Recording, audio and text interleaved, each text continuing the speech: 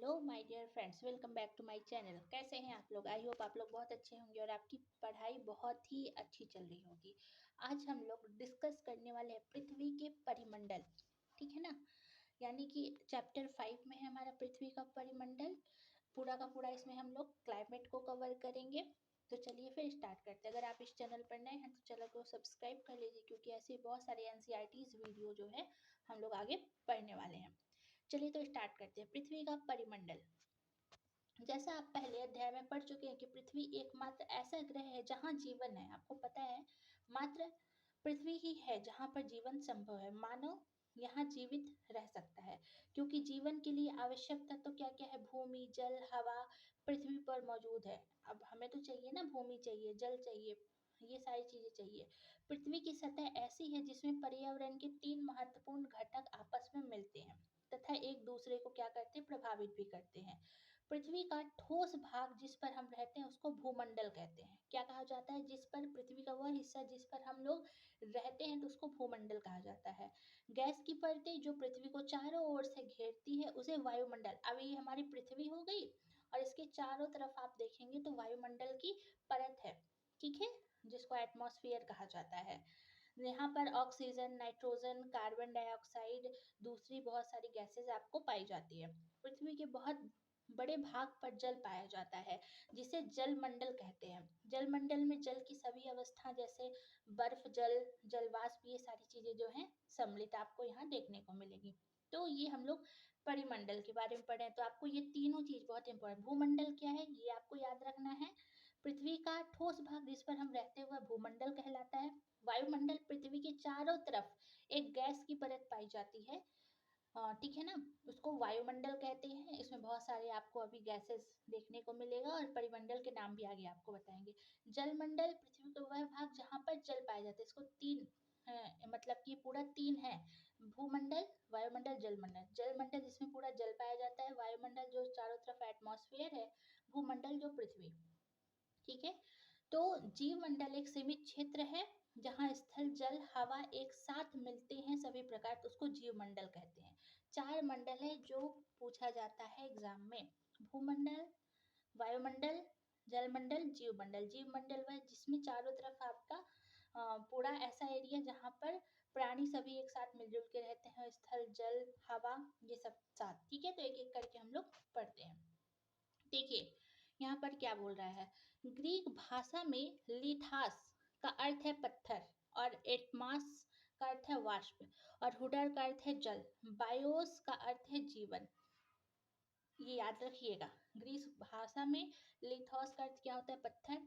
Atmos का मतलब होता है वाष्प, और ह्यूडर का अर्थ होता है जल, और बायोस का मतलब होता है जीवन। सबसे पहले हम लोग भूमंडल को देखते हैं। पृथ्वी का ठोस भाग को क्या कहलाता है? भूमंडल कहलाता है।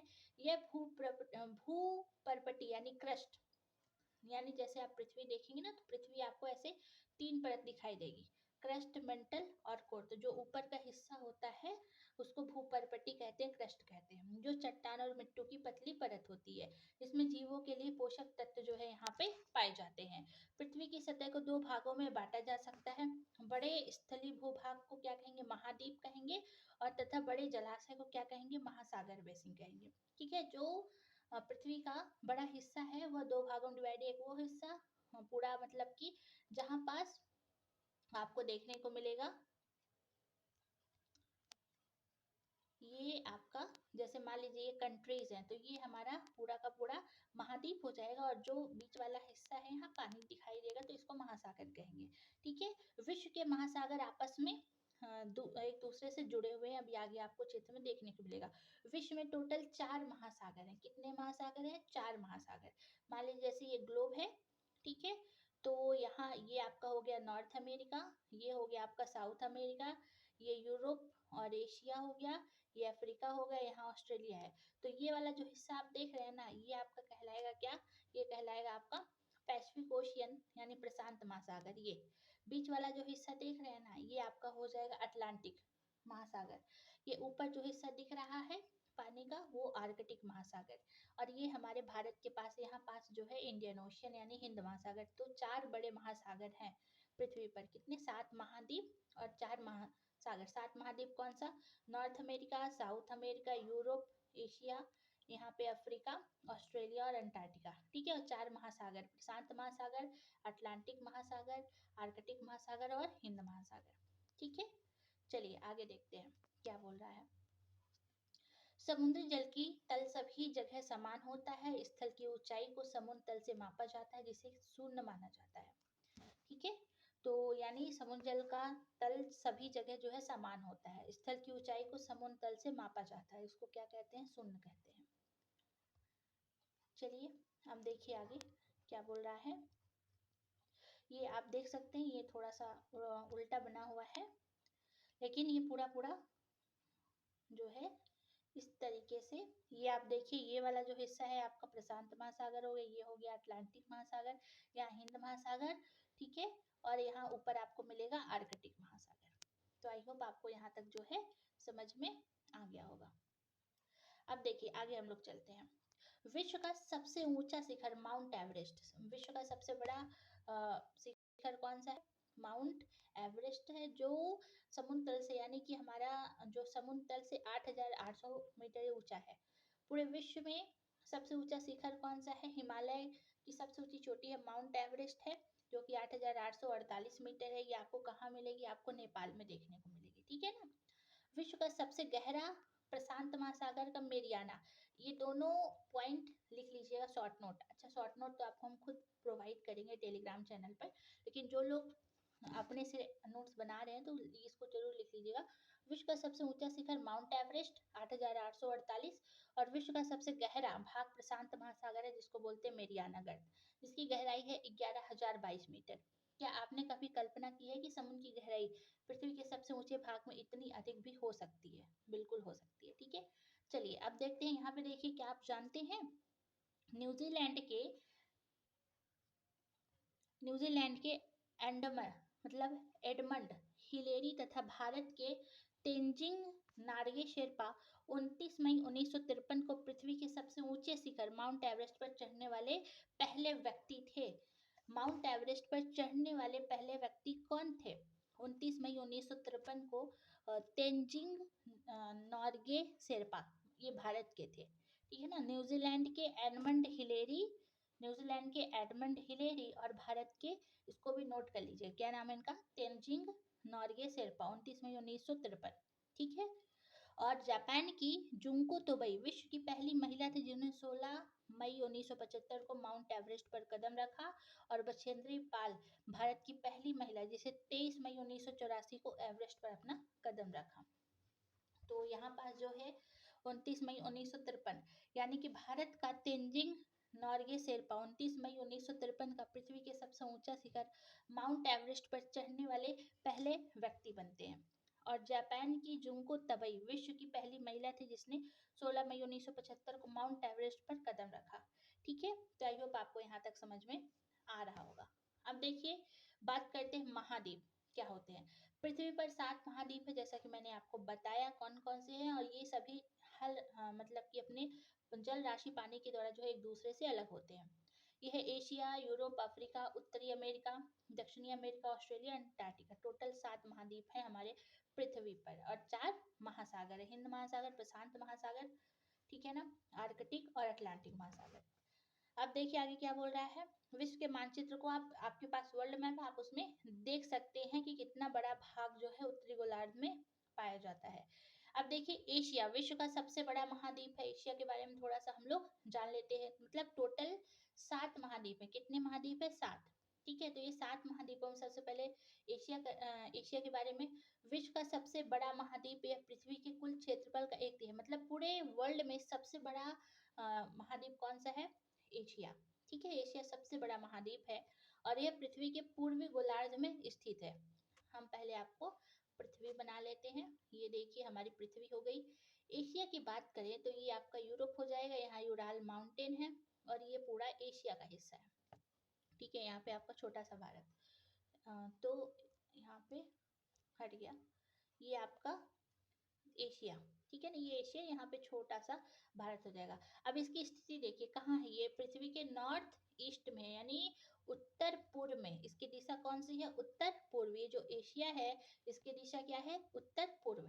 तो ये विश्व का सबसे बड़ा महाद्वीप है और यह पृथ्वी के कुल क्षेत्रफल के 1/3 भाग में फैला हुआ है। यह महाद्वीप पूर्वी गोलार्ध में स्थित है।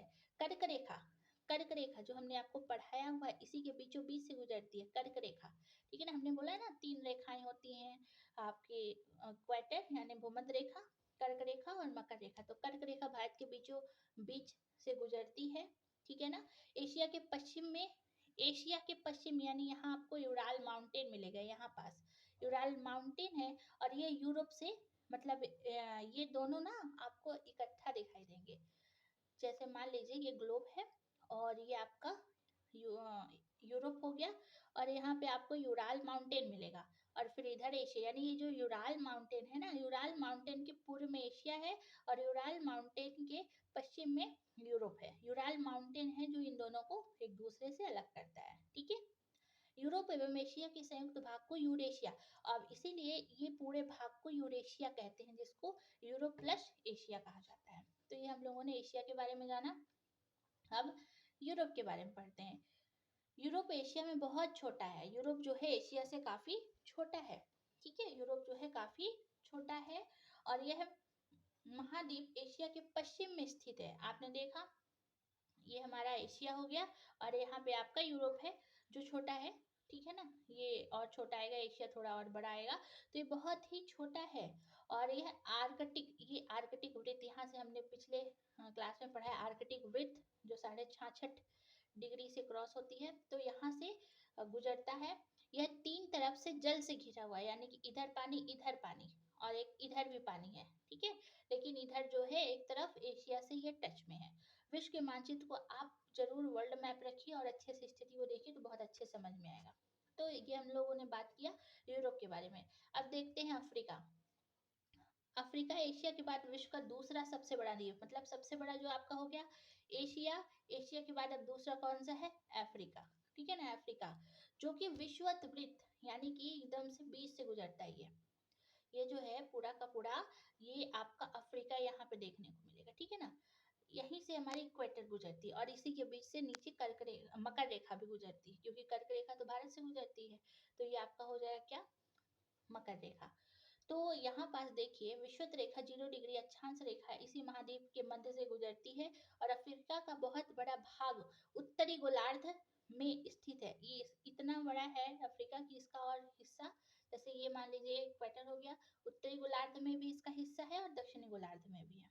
ठीक है, ज्यादातर हिस्सा आपको उत्तरी गोलार्ध में ही देखने को मिलेगा। आप अच्छे से वर्ल्ड मैप को देखिए, जिसे होकर कर्क रेखा, विषुवत रेखा, मकर रेखा तीनों गुजरती, मतलब एक अफ्रीका ऐसा कॉन्टिनेंट है, ऐसा महाद्वीप है जिससे होकर के तीनों रेखाएं गुजरती हैं। क्योंकि अफ्रीका आपको यहाँ पास मिलेगा, तो ये आपकी कर्क रेखा, विषुवत रेखा और ये मकर रेखा, मतलब तीनों रेखाएं जो हैं इनसे गुजरती है। क्वेश्चन भी पूछा जाता है।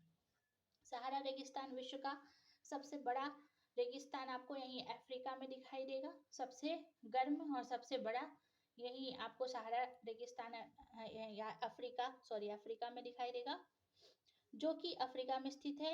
यह महाद्वीप चारों ओर समुद्र एवं महासागरों से घिरा हुआ है। आप देखिए इधर भी समुद्र, इधर भी, इधर चारों तरफ से समुद्र से घिरा हुआ है। ठीक है, और आप देखेंगे विश्व की सबसे लंबी नदी यहीं पर है, नील नदी। अफ्रीका में सबसे, जैसे मान लीजिए सपोज दैट ये अफ्रीका है, ठीक है ना, तो यहाँ अफ्रीका से नील नदी ऐसे सबसे लंबी नदी है जो आपको यहाँ पास दिखाई देगी ऐसे। विश्व का सबसे गर्म रेगिस्तान सहारा डेजर्ट आपको यहाँ देखने को मिलेगा। यहाँ से तीनों रेखाएं गुजरती हैं, विषुवत रेखा, मकर रेखा और कर्क रेखा। सबसे लंबी नदी है यहाँ पास। अफ्रीका के बारे में जान जाइए। ठीक है, और अफ्रीका का मानचित्र देखिए और कर्क मकर रेखा आप वो अपने मैप में देख सकते हैं। अब हम लोग चलते हैं किधर? हम लोग चलते हैं उत्तरी अमेरिका।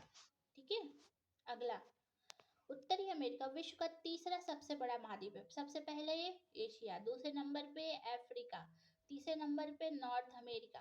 ठीक है ना, तो तीसरा सबसे बड़ा महाद्वीप है। यह दक्षिणी अमेरिका एक सक्रिय जल स्तर से पनामा जल संधि के द्वारा अलग होता है। जैसे मान लीजिए ये हो गया आपका नॉर्थ अमेरिका और नीचे का हो गया हिस्सा साउथ अमेरिका। तो ये दोनों, इसके बीच में ना एक जल संधि है। एक सकरा स्थान है जिसको पनामा स्थल संधि कहते हैं, और यही स्थल संधि उत्तरी अमेरिका, ये उत्तरी अमेरिका, ये दक्षिणी अमेरिका को क्या है, अलग करता है। ठीक है, ये देखिए यहाँ पे डायग्राम दिया हुआ है, ये आप देख सकते हैं। ये हमारा हो गया पूरा का पूरा नॉर्थ अमेरिका, ठीक है ना, और ये आपका हो गया पूरा का पूरा क्या, साउथ अमेरिका। इनके बीच में स्थल संधि कौन सी है, पनामा। ठीक है, अब ये स्थल संधि क्या होती है, ये स्थल संधि स्थल का एक सकरा भाग होता है जो दो बड़े स्थल भागों को एक दूसरे से जोड़ता है, यानी ये भाग दोनों यहाँ से जुड़ते हैं, इसको स्थल संधि कहते हैं। ठीक है, एक आपको स्थल संधि और एक जल संधि। अब जल संधि क्या होता है, जल संधि भी समझ लीजिए। स्थल संधि वो हो गया जो स्थल यानी दो स्थल को आपस में जोड़ता है, उसको हम स्थल संधि कहते हैं, और ये पनामा स्थल संधि उत्तरी अमेरिका और दक्षिणी अमेरिका के मध्य में है। एक आपको जल संधि मिलेगा, पानी का वह सकरा भाग जो दो बड़ी जल राशि को मतलब समुद्र के दो हिस्सों को एक दूसरे से जोड़ता है, समुद्र तथा महासागरों को एक दूसरे से जोड़ता है, तो उसको क्या कहते हैं, उसको बोलते हैं जल संधि। ठीक है, जल संधि कहा जाता है, और जो कि भारत और श्रीलंका के मध्य में जल संधि आपको यहाँ मिलेगा।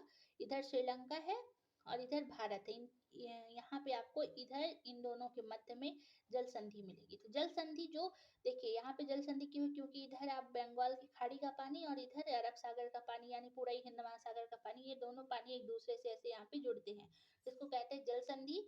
और स्थल संधि जो दो स्थल आपस में जुड़ते हैं उसको कहा जाता है स्थल संधि। तो आई होप आपको समझ में आ गया होगा। तो जैसा कि हम लोग नॉर्थ अमेरिका देख रहे थे, तो आगे पढ़ते हैं इसके बारे में।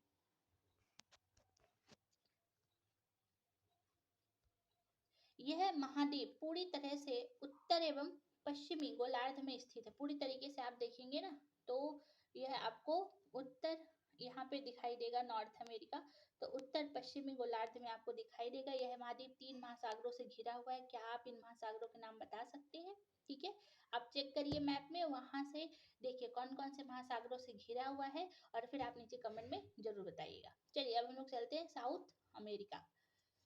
साउथ अमेरिका का अधिकांश भाग दक्षिणी गोलार्ध में, आप मैप देखिए, ये आपका हिस्सा हो गया, यहाँ पास आपको मिलेगा साउथ अमेरिका। ठीक है, इसके पूर्व पश्चिम में कौन कौन से दो महासागर हैं आप देखेंगे, इधर आपको अटलांटिक महासागर दिखाई देगा, इधर आपको मिलेगा प्रशांत महासागर। विश्व की सबसे लंबी पर्वत श्रृंखला, पूरे विश्व की सबसे बड़ी पर्वत आपको यहाँ पे मिलेगी, एंडीज माउंटेन। कौन सा पर्वत है, एंडीज पर्वत। यहाँ ये दक्षिण अमेरिका का मैप आप देख रहे हैं ना, ये देखिए, ये पूरा ऐसे फैला हुआ है, मतलब पूरा ऐसे। विश्व की सबसे बड़ी, हमारा हिमालय तो तीसरे नंबर पे आता है, ठीक है ना, इसलिए विश्व की सबसे बड़ी एंडीज है पहले नंबर पे। देखिए पहले नंबर की विश्व की सबसे बड़ी श्रृंखला एंडीज माउंटेन जो साउथ अमेरिका में है, दूसरी सबसे बड़ी आती है रॉकीज माउंटेन जो नॉर्थ अमेरिका में है, तीसरी सबसे बड़ी श्रृंखला हमारा हिमालय है जो कि भारत में है, और चौथी सबसे बड़ी श्रृंखला होती है ग्रेट डिवाइडिंग रेंज जो कि ऑस्ट्रेलिया में है। ठीक है, दक्षिणी अमेरिका में विश्व की सबसे बड़ी नदी अमेजन, अमेजन नदी यहाँ पे आपको ऐसे ऐसे दिखाई देगी, तो ये अमेजन नदी है। ठीक है, तो अमेजन नदी आपको बहती है दक्षिण अमेरिका के बारे में, दो चीज आपको याद रखना, विश्व की सबसे बड़ी पर्वत श्रृंखला ये है, ठीक है, एंडीज माउंटेन, और यहाँ पे सबसे बड़ी आपको अमेजन नदी दिखाई देगी। अब आप बोल रहे हैं नील भी आपने बताया है, तो नील सबसे लंबी है, बड़ी नहीं, सबसे लंबी, ठीक है ना, लंबी में आएगा तो नील और सबसे बड़ी आएगा तो आपको ये बताना है। फिर बात करते हैं ऑस्ट्रेलिया। ऑस्ट्रेलिया विश्व का सबसे छोटा महाद्वीप है। ऑस्ट्रेलिया क्या है, विश्व का सबसे छोटा महाद्वीप जो पूरी तरह से दक्षिणी गोलार्ध में स्थित है। ये हमारा वो हो गया, मतलब इक्वेटर हो गया, यहाँ पास आपको छोटा सा दिखाई देगा ऑस्ट्रेलिया। ठीक है, जो चारों तरफ से महासागर या समुद्र से घिरा हो, चारों तरफ इसके पानी पानी है, इसे द्वीपीय महाद्वीप कहा जाता है। ठीक है, क्योंकि ये चारों तरफ पानी इसलिए द्वीप कहते हैं। अब बात करते हैं अंटार्कटिका। अंटार्कटिका आपको यहाँ पास देखने को मिलेगा, एकदम से दक्षिण में स्थित है। यह एक बहुत बड़ा महाद्वीप है जो कि दक्षिणी गोलार्ध में स्थित है, दक्षिणी ध्रुव इसी महाद्वीप के मध्य में स्थित है। चूंकि यह दक्षिण ध्रुव के क्षेत्र में स्थित है इसीलिए हमेशा मोटी बर्फ, मतलब यहाँ पे ना हमेशा साउथ में हमने बताया था ना कि यहाँ पास 6 महीने के दिन और 6 महीने की रातें हों, क्योंकि ये साउथ पोल पे है, इसी वजह से ये पूरी तरह से बर्फ से ढका हुआ है। यहाँ किसी भी प्रकार का स्थायी मानव निवास नहीं करता, बहुत से देशों के शोध केंद्र यहाँ स्थित है और भारत के भी शोध संस्थान यहाँ हैं। इनके नाम है मैत्री तथा दक्षिण गंगोत्री। ठीक है, यहाँ पे मतलब इंसान उतना जीवन संभव नहीं है क्योंकि हमेशा ये बर्फ से ढका हुआ रहता है, इसलिए यहाँ पे बस रिसर्च सेंटर स्थापित किया गया है। भारत के 2 रिसर्च सेंटर है, मैत्री और दक्षिणी गंगोत्री। तो ये हमने पूरा का पूरा भूमंडल का पार्ट पढ़ा जिसमें हम लोगों ने 7 महाद्वीपों को देखा। ठीक है, अब हम लोग चलते हैं जल मंडल जिसमें हम लोग 4 महासागर पढ़ेंगे। पहले जल मंडल समझ लेते हैं। पृथ्वी को नीला ग्रह कहा जाता है। पृथ्वी का 71% भाग जल तथा 29% भाग स्थल होता है। मतलब ये देखिए, पृथ्वी का 71% पार्ट जो है जल है और 29% जो भाग है वह आपका क्या है, 29% भाग भूमि है। मतलब हम लोग सिर्फ इतने ही हिस्से में पूरा देश बसा हुआ है और बाकी 71% तो पूरा पृथ्वी पर पानी ही पानी है। ठीक है, और इसमें से भी जो पानी 71%, लवणीय जल जो पीने योग्य पानी मात्र इतना है 2.5, बाकी सब खारा पानी है 97.5। ठीक है, तो चलिए आगे देखते हैं। जल मंडल में जल के सभी रूप उपस्थित है। इसमें महासागर, नदी, झील, हिमनद वो होता है जो बर्फ पिघलती है तो वो पानी के रूप में निकलता है। भूमिगत यानी अंडरग्राउंड वाटर, वायुमंडल का जल वाष्प सभी इसमें सम्मिलित है 71% में। ठीक है, और ये सब जलमंडल के हिस्से हैं। पृथ्वी पर पाए जाने वाले जल का 97% से अधिक भाग महासागरों में पाया जाता है। मतलब कहीं भी अगर आप नदी, झरना, झील का इस्तेमाल कर रहे हैं तो वो आखिरकार पानी लास्ट में महासागर में जाना ही है। ठीक है, वह इतना अधिक खारा होता है कि वह हम लोग डेली यूज में या पीने योग्य वो नहीं है। मात्र पीने योग्य वाटर कितना है, 2.5%। इसलिए तो पानी की कमी भी है। ठीक है, मात्र क्योंकि पीने योग्य पानी 2.5% है, 97.5% तो पीने योग्य है ही नहीं। ये देखिए, इस तरीके से आपका एक क्विज वे में बच्चों को दिखाने के लिए इसमें बताया गया है कि ये नॉर्थ अमेरिका है, यहाँ साउथ अमेरिका है, यहाँ यूरोप है, यहाँ एशिया है, यहाँ अफ्रीका है, यहाँ ऑस्ट्रेलिया और यहाँ क्या है, अंटार्कटिका। अब देखिए आगे क्या बोल रहा है। मानव के उपयोग में नहीं आ सकता शेष जल बहुत बड़ा भाग बर्फ की तरह परतों की हिमनद भूमिगत जल के रूप में पाया जाता है। मतलब मानव के उपयोग में नहीं आ सकता। शेष जल का बहुत बड़ा भाग बर्फ की परत एवं हिमनद भूमिगत जल के रूप में पाया जाता है। जल का बहुत कम भाग अलवणीय है। मतलब लगभग पूरा पानी 97 अप्रोक्स परसेंट खारा पानी है, जो 2.5% बचा या 3% वो पीने योग्य है। ठीक है, जो मनुष्य के इस्तेमाल में आता है। यही कारण है कि नीले ग्रह में रहने के बावजूद हमें पानी की कमी है। अब बात करते हैं महासागर। महासागर जलमंडल के मुख्य भाग हैं, ये आपस में एक दूसरे से जुड़े हुए हैं। महासागर जल हमेशा गतिशील, मतलब वो रुकता नहीं है, वो गतिशील है। ठीक है ना, गतिशील है क्योंकि उसमें तरंगे, ज्वार भाटा तथा महासागरीय धाराएं। महासागरीय जल की 3 मुख्य गतियां बड़े से छोटे आकार के आधार पर क्रमशः 5 महासागर पाए जाते हैं। आप देखिए, मतलब छोटे छोटे तालाब, छोटे छोटे सागर तो बहुत सारे हैं, लेकिन मेन महासागर देखिए, प्रशांत महासागर, अटलांटिक महासागर, हिंद महासागर, दक्षिणी महासागर और आर्कटिक। देखिए, ये जो 5वां महासागर है, ये जो दक्षिणी महासागर इसका दिया हुआ है ना, ये एक्चुअल में प्रशांत महासागर का ही हिस्सा है।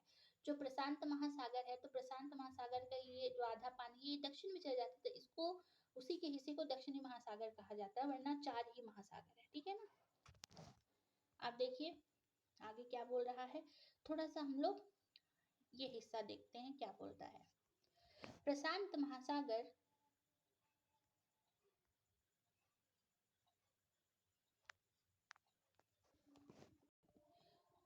प्रशांत महासागर सबसे बड़ा महासागर है। ठीक है, यह पृथ्वी के 1/3 भाग पर फैला हुआ है। मतलब ये जो है 1/3 भाग पर फैला हुआ है। पृथ्वी का सबसे गहरा भाग मेरियाना गर्त होता है, जो सबसे गहरा स्थान होता है, महासागर में स्थित है। प्रशांत महासागर लगभग वृत्ताकार है। ठीक है, एशिया, ऑस्ट्रेलिया, उत्तरी अमेरिका, दक्षिणी अमेरिका इसके चारों ओर स्थित है। आप जो है चित्र में आपने पास मैप रखिए, मैप को देखिए। प्रशांत महासागर के चारों ओर इन महाद्वीपों में स्थिति का पता चलता है। जैसे मान लीजिए ये आपका पूरा इधर प्रशांत महासागर, इधर प्रशांत, चारों तरफ इसके कौन कौन से महाद्वीप है, अच्छे से आप एटलस में देखिए, आपको बहुत अच्छे समझ में आएगा। अब बात करें अटलांटिक महासागर, तो अटलांटिक महासागर आपको ऐसे बीच में दिखाई देगा एस शेप में, ठीक है। तो अटलांटिक महासागर विश्व का दूसरा सबसे बड़ा महासागर है। यह अंग्रेजी भाषा यस के आकार का है। इसे पश्चिम किनारे पर उत्तर और दक्षिणी अमेरिका, मतलब इधर आपको नॉर्थ अमेरिका और इधर साउथ अमेरिका देखने को मिलेगा, ठीक है। और इधर पूर्व में आपको यहाँ पे यूरोप और यहाँ पे अफ्रीका देखने को मिलेगा। अटलांटिक महासागर की तटरेखा बहुत अधिक दंतुरित है, ये आप देख रहे हैं ना इस तरीके से, ये ये अटलांटिक महासागर की तटरेखा ऐसी है, दंतुरित। यह अनियमित दंतुरित तटरेखा प्राकृतिक पोताश्रयों एवं पत्तनों की आदर्श स्थिति, मतलब यहाँ बहुत सारे पत्तन है यानी कि बंदरगाह यानी पोर्ट है, इसी वजह से इसकी शाखा ऐसे दिखाई देती है। व्यापार की दृष्टि से सबसे व्यस्त मार्ग माना जाता है महासागर, और हिंद महासागर ही एक ऐसा महासागर है जिसका नाम किसी देश, तो ये हमने पहले पढ़ा अटलांटिक के बारे में, ठीक है ना। इसकी जो ये है तटरेखा दंतुरित है, इसको आप याद रखिएगा। अब बात करते हैं हिंद महासागर। हिंद महासागर ही एक ऐसा महासागर है जिसका नाम किसी देश के नाम पर यानी भारत के नाम पर रखा गया है। यह महासागर लगभग त्रिभुजाकार है। इसके उत्तर में एशिया, पश्चिम में अफ्रीका तथा पूर्व में ऑस्ट्रेलिया है। दक्षिणी महासागर अंटार्कटिका महाद्वीप को चारों ओर से घेरता है। यह अंटार्कटिका महाद्वीप से उत्तर की ओर 60 दक्षिणी अक्षांश तक फैला हुआ है। आर्कटिक महासागर उत्तर ध्रुववृत्त में स्थित है तथा यह उत्तर ध्रुव के चारों ओर फैला हुआ है। यह प्रशांत महासागर से छिछले जल वाले एक सक्रिय भाग से जुड़ा हुआ होता है जिसे बेरिंग जल संधि के नाम से जाना जाता है। यह उत्तरी अमेरिका के उत्तरी तट तथा यूरोप से घिरा हुआ है। तो ये हो गया आपका आर्कटिक महासागर और ये हो गया आपका दक्षिणी प्रशांत महासागर। आर्कटिक महासागर सिर्फ आपको यहाँ ऊपर की तरफ दिखाई देगा, ठीक है, और यही उत्तरी ध्रुव में आपको फैला हुआ दिखाई देगा। चलिए अब देखते हैं हम लोग वायुमंडल। वायुमंडल आप देखेंगे तो कुछ इस तरीके से आपको पड़ते दिखाई देंगे।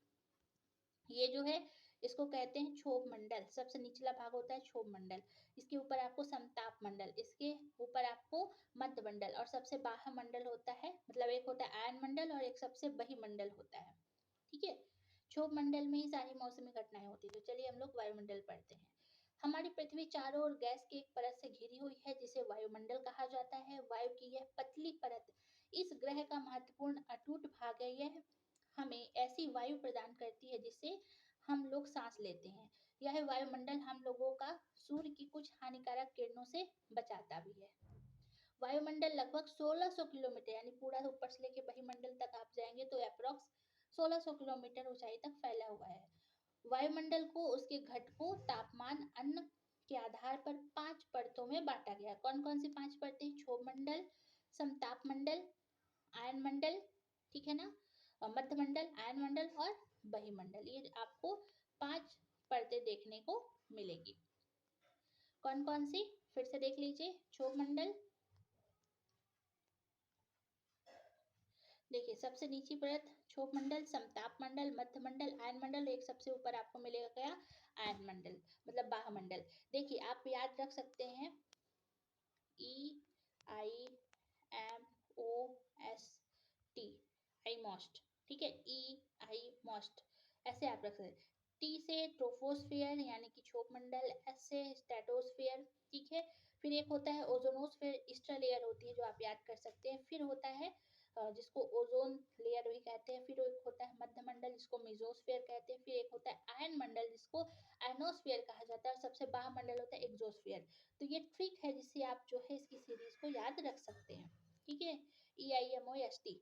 टी से इंग्लिश में बोलेंगे ट्रोपोस्फियर यानी कि क्षोभ मंडल, एस से स्ट्रेटोस्फियर यानी समताप मंडल, ओ से ओजोनोस्फियर यानी ओजोन मंडल, एम से मेसोस्फियर, ठीक है, मेसोस्फियर, और जिसको हम लोग कहते हैं मध्य मंडल। फिर आई से आयनोस्फेयर जिसको आयन मंडल कहा जाता है, और फिर ई से एक्सोस्फेयर जिसको बाह्यमंडल कहते हैं। जितने भी मौसमी घटनाएं होती है ना वो सिर्फ क्षोभ मंडल पर होती है। समताप मंडल एकदम मौसम साफ होता है तो एरोप्लेन वगैरह यहाँ पर उड़ेगी। अभी आपको आगे सब पढ़ने को मिलेगा। तो देखिए वायुमंडल में हम लोग आगे बढ़ते हैं। वायुमंडल मुख्यतः ऑक्सीजन और नाइट्रोजन का जो है बना हुआ होता है। किसका किसका बना हुआ होता है? वायुमंडल मुख्यतः ऑक्सीजन और नाइट्रोजन का बना होता है। जो कि साफ और शुद्ध हवा का 99%, मतलब वहाँ पर हमारा जो वायुमंडल है एकदम 99% शुद्ध वायु होती है। आयतन के अनुसार नाइट्रोजन 78%, ऑक्सीजन हम लोग मतलब क्वेश्चन आता है ना कि हमारे वायुमंडल में कितने प्रतिशत ऑक्सीजन है, 21%, कितने परसेंट नाइट्रोजन है, 78%। ओके। और दूसरी गैस यहाँ पे कार्बन डाइऑक्साइड, ऑर्गन इत्यादि ये सब 1%, मतलब पूरा 100% में 78% तो आपका हो गया नाइट्रोजन, 21% हो गया आपका ऑक्सीजन, बाकी जो 1% बचा तो आपका कार्बन डाइऑक्साइड, ऑर्गन, नियॉन ये सब पाई जाती है। ऑक्सीजन सांस लेने के लिए आवश्यक है, जबकि नाइट्रोजन प्राणियों की वृद्धि के लिए आवश्यक है। कार्बन डाइऑक्साइड बहुत कम मात्रा में है, लेकिन यह पृथ्वी के द्वारा छोड़ी गई ऊष्मा को अवशोषित करता है, जिससे पृथ्वी जो है गर्म रहती है। ठीक है, यह पौधे की वृद्धि के लिए भी काफी आवश्यक है। ऊंचाई के साथ वायुमंडल के घनत्व में भी विभिन्न, जैसे जैसे आप ऊंचाई की तरफ जाएंगे तो इसमें घनत्व में आपको विभिन्नता देखने को मिलेगी। ठीक है, और यह समुद्री तल पर सबसे अधिक होता है, और जैसे जैसे हम ऊपर की ओर जाएंगे तो तेजी के साथ घटता जाएगा। मतलब ऊंचाई के साथ वायुमंडल के घनत्व भी, नीचे से आप ऊपर की तरफ जाएंगे तो कम होता चला जाएगा। ठीक है, फिर से समझिए क्या बोल रहा है। ऊंचाई के साथ ऊंचाई के साथ वायुमंडल के घनत्व में विभिन्नता देखने को मिलती है। यह घनत्व समुद्री तल पर, अगर आप समुद्र के तल पर है ना तो सबसे अधिक घनत्व रहेगा। ठीक है, डेंसिटी ज्यादा रहेगी। जैसे जैसे आप ऊपर की तरफ जाएंगे तो इसका घनत्व कम होता चला जाएगा। आप जानते हैं कि पहाड़ों पर पर्वतारोही हवा के घनत्व में कमी के कारण सांस लेने में, जैसे जो लोग पर्वतारोही होते हैं, जैसे जैसे आप ऊपर की तरफ जाएंगे आपको सांस लेने में कठिनाई महसूस होगी, है ना। तो फिर वो लोग जो है प्रॉब्लम होता है, तो ऊंचाई पर सांस लेने के लिए उन्हें अपने साथ ऑक्सीजन सिलेंडर का इस्तेमाल करना पड़ता है। जैसे जैसे हम ऊपर की तरफ जाएंगे, आप देखिए नीचे समुद्र तल पे तो अच्छा खासा ऑक्सीजन है, क्योंकि जो वायु मंडल का जो डेंसिटी है वह यहाँ पर ज़्यादा है। और जैसे जैसे आप ऊपर की तरफ जाएंगे डेंसिटी कम होता जाएगा और ऑक्सीजन की मात्रा भी कम होती चली जाएगी। जैसे यहाँ पे देखिए, उसको समझते हैं, पहले हम लोग देख लेते हैं। जैसे ऊपर की ओर जाते हैं तापमान भी घटता, टेम्परेचर भी डाउन होता चला जाएगा, और वायुमंडल पृथ्वी पर दबाव डालता है ऊपर से, और यह एक स्थान से दूसरे स्थान पर अलग अलग होता है। और कुछ क्षेत्रों में हमें अधिक दबाव भी महसूस होता है, जबकि कुछ क्षेत्रों में कम। वायु उच्च दाब से निम्न दाब की ओर बहती है, और गतिशील वायु को क्या कहा जाता है, पवन कहते हैं। मतलब आप अगर पृथ्वी पर है और ऊपर की तरफ जाएंगे टेम्परेचर घटेगा और इधर से प्रेशर बनता हुआ चला जाएगा। ठीक है, तो आपको लगेगा कोई बहुत ज्यादा दबाव, बीच में जब आप रहेंगे तो लगेगा बहुत ज्यादा प्रेशर है।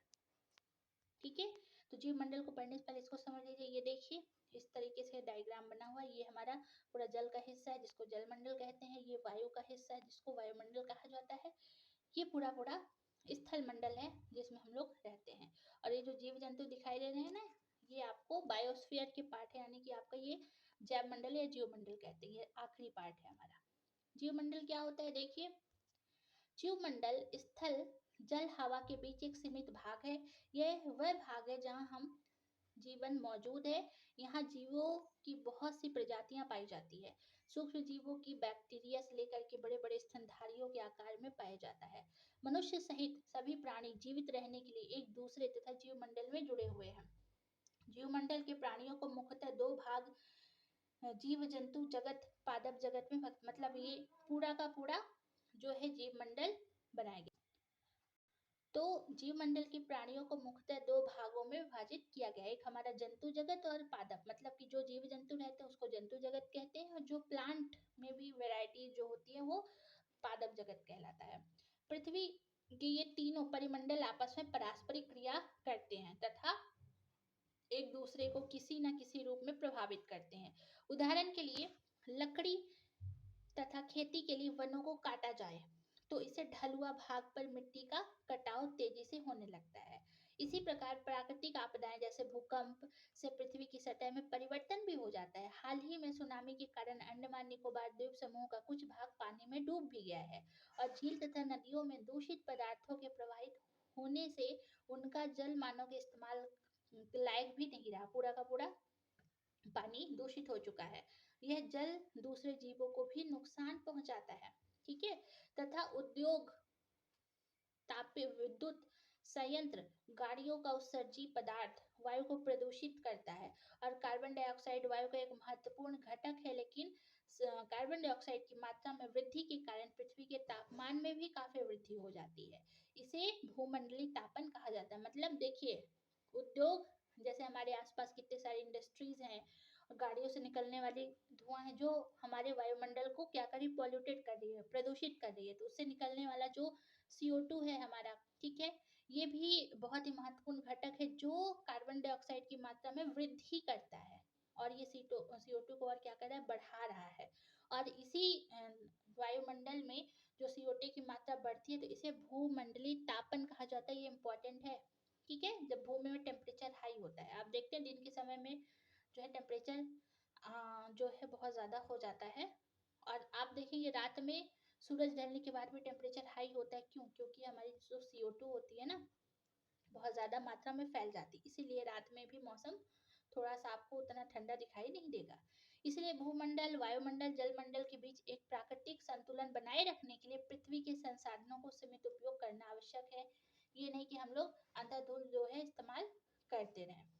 तो ये चैप्टर जो है हमारा यहीं पर खत्म होता है। इसमें हम लोग पूरा का पूरा परिमंडल जो है खत्म किए हैं। आई होप आपको समझ में आया होगा।